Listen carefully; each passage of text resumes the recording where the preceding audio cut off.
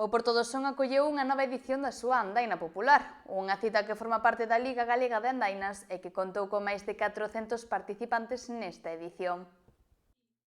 A Andaina do Porto do Son volveu reunir a amantes do sendeirismo e do deporte ao aire libre. Os participantes puideron escoller entre dous percorridos, o longo de 25 km e o curto de 15 km, máis accesible para aqueles que se atopan en fase de iniciación.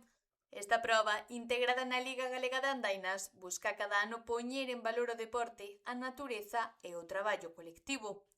No que respecta á clasificación xeral da andaina máis rechamante de 25 km, na categoría feminina vencedora foi Sofía Fajardo, seguida de Eva del Río e María del Carmen Martínez.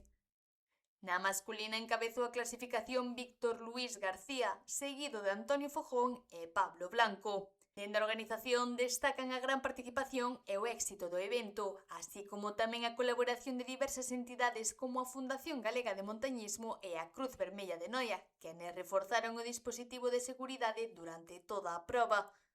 Unha xornada que mostrou un ano máis como deporte, natureza e comunidade son unha gran combinación.